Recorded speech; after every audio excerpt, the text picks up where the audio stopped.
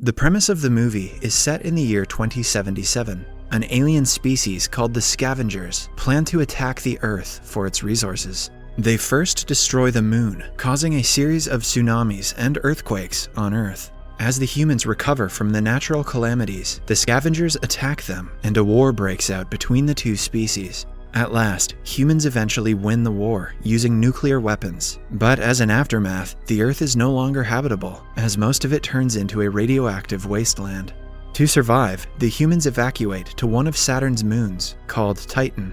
This evacuation is managed by officials who inhabit a large spaceship in orbit around Earth called the Tet. Tet has also set up the hydro rig generators on the Earth. These are used to generate seawater and convert it into fusion energy for the humans on Titan. The last two people left on the Earth are a couple. The husband, Jack Harper, and the wife, Victoria, live in a tower high above the clouds. They both work for the Tet and manage the hydro rig generators. Jack serves as Tech 49, whose job also involves repairing the drones, the device designed to detect and terminate remaining scavengers on Earth. Victoria mostly stays inside the tower to keep an eye on him as his coordinator. At the beginning of the movie, Jack wakes up from a dream of an unknown woman. He has been having recurring dreams for a long time. Jack narrates that he doesn't remember anything that happened before the war, as their memories were erased for the mission's secrecy. The couple's mission on Earth will be over in 2 weeks, after which they will join the others on Titan, leaving the Earth with no more humans. They continue their normal morning routine, after which Jack leaves for the regular inspection of the scavenger-killing drones. He sees that 2 of them have been damaged by the scavengers overnight. Meanwhile, Victoria contacts the mission director from Tet, named Sally. She is reported to about everything going on Earth by Victoria. Jack reaches the broken drone and lands to repair it, while Victoria helps him by monitoring the area for scavengers. Jack successfully repairs the drone, even though he is short of available equipment. The drone quickly flies away after scanning Jack and finding out he is not a threat. Jack then searches for the second drone, but is disappointed when Victoria tells him that they have lost the beacon. Without the beacon, they have a hard time finding the drone, but an ambitious Jack gets on his bike to look for it. He drives through the plain lands that once used to be the oceans and reaches a sinkhole. Jack locates the second drone inside of it, but Victoria asks him to leave it because it is too dangerous. However, Jack ignores her and ties a rope to his bike to go down the hole. Seeing this, Victoria requests the mission control to send backup to his location. When Jack reaches the bottom, he sees the remains of an old building. He somehow gets to the drone, but soon realizes that it is a trap set by the scavengers. They drag him by his leg, but Jack uses his weapon and fights back.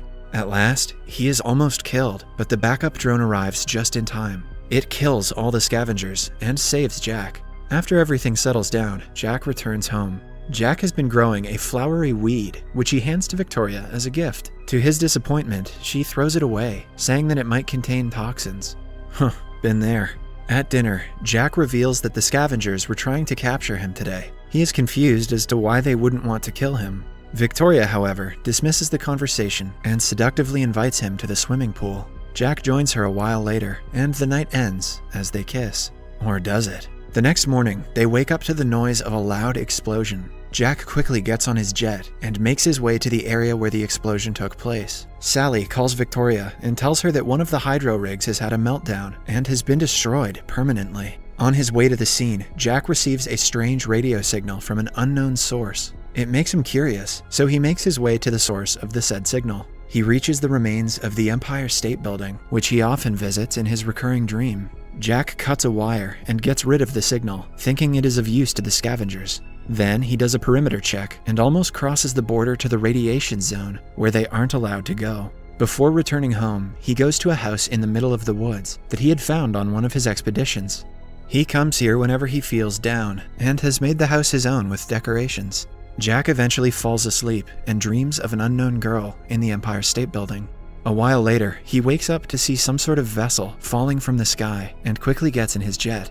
At the same time, Victoria contacts him to inform him about the location of the vessel. Victoria also contacts Sally, who tells them to ignore the vessel because they have already gone through a lot of trouble for the day. Following the order, Victoria asks Jack to return home, but he dismisses her and lands on the crash site. There, he notices that the capsule is a pre-war device. a confused Jack finds hibernation pods with humans inside them. He is even more surprised to see that one woman inside a pod is the girl he always sees in his dreams. Before he can contemplate what is going on, a drone arrives there and begins shooting the hibernation pod, scanning them as scavengers. It destroys every pod, but Jack stops it from killing the girl. As he transfers the girl to take her home, some scavengers from nearby watch him. Back at the tower, Victoria is surprised to see Jack with the hibernation pod. They quickly get the girl out of the pod, and she calls Jack's name before passing out. Sometime later, she gains consciousness and introduces herself as Julie. Other than that, she doesn't tell them anything about her mission or her crew. While the three eat, Jack tells Julie about the war that caused the humans to evacuate the Earth. He says that Julie must have been in that pod for over 60 years, but the girl just laughs at the thought.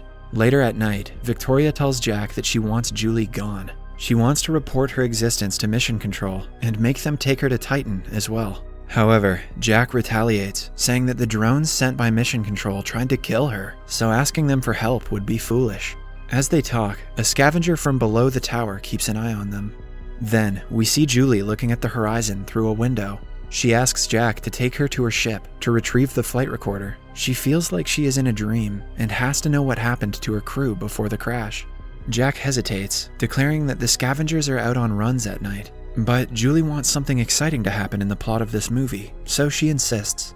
At last, they fly to the site of the crash again. A distressed Victoria waits for them at home, unsettled by her husband getting close to another woman.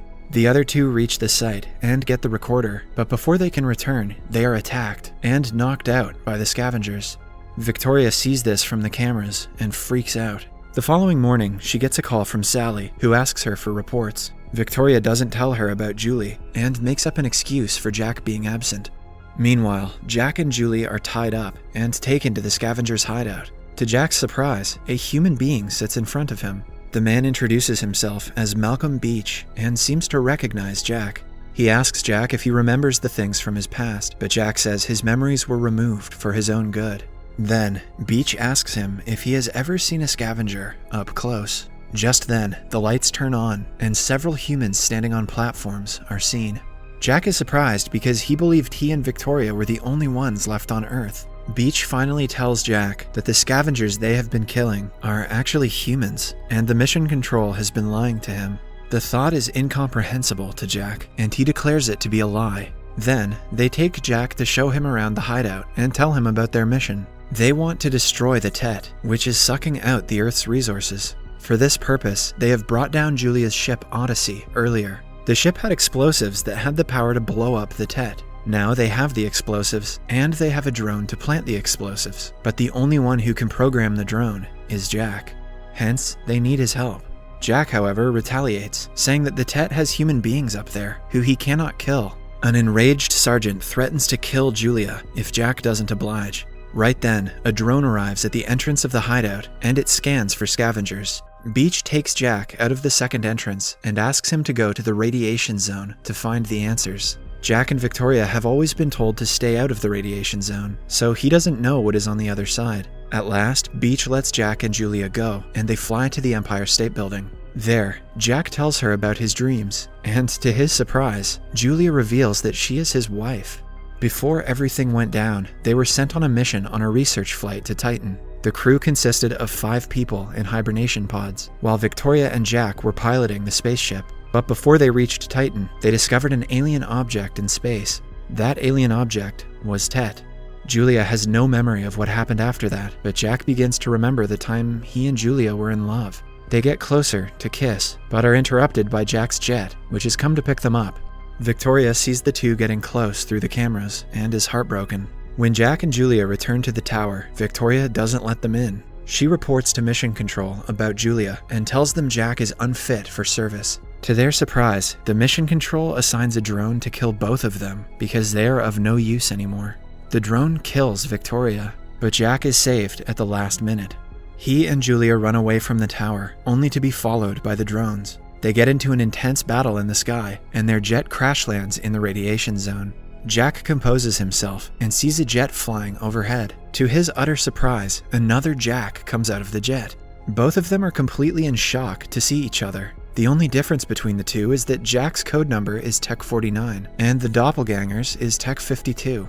They get into a fight, and 49 quickly overpowers 52, but Julia is shot in the process. Jack thinks of ways to save her and gets on Tech 52's jet. He then flies to Tech 52's tower and meets his wife, Victoria. He acquires a healing device from the tower and heads back to Julia to save her. Jack cannot comprehend that behind the radiation zone is his doppelganger, living the same life as him. He and Julia then drive to Jack's Fap Hut, the lake house that Jack always visits. The following day, they return to the Scavengers' hideout and meet Beach again.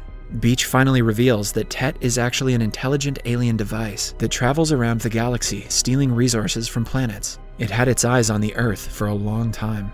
The ship that Julia and Jack were in was attacked by Tet, but Jack managed to detach the capsule with the hibernation pods before he and Victoria were captured. After that, Tet made several versions of Jack and Victoria and sent them down to take over humanity. Their memories were wiped, so they wouldn't question the mission, but Beach saw Jack save Julie and understood that he was different. He finally welcomes Jack back to the humans' side. Now, Jack repairs the drone that is supposed to take the explosive to Tet and destroy it, but before they can launch it, they are attacked by 3 other drones. A fight ensues between Beach's group and the drones, in which most of their crew are killed. At last, Beach is gravely hurt, and the drone they were supposed to launch is also destroyed. Now, Jack takes on the responsibility to get the explosive to Tet. Julie insists on joining him, so he puts her in a hibernation pod, and the two take off for Tet. On his way, Jack listens to the flight recording that was retrieved from Julie's ship. While listening to it, he remembers what happened on the ship before they were captured. In the present, Jack finally reaches the Tet, and the doors open for him to enter. Inside, he sees thousands of Jacks being created in incubation pods. He finally comes before the Tet, which is a triangular device. Jack then opens the hibernation pod in front of it, only to reveal it has Beach inside of it. He had left Julie safe in the lake house and brought Beach with him so the Tet wouldn't suspect his intentions. He finally sets off the explosion and destroys the alien device, saving humanity and Earth's resources. However, both Jack and Beach die in the explosion. Cut to 3 years later, Julia has given birth to Jack's daughter, and the two still live in the lake house. One day, they are approached by Beach's surviving crew. The crew has also brought Jack from Tech 52 with it. The movie ends as he meets eyes with Julia. Subscribe for more videos like this, turn on notifications, and leave a like to help the channel out. Thanks for watching.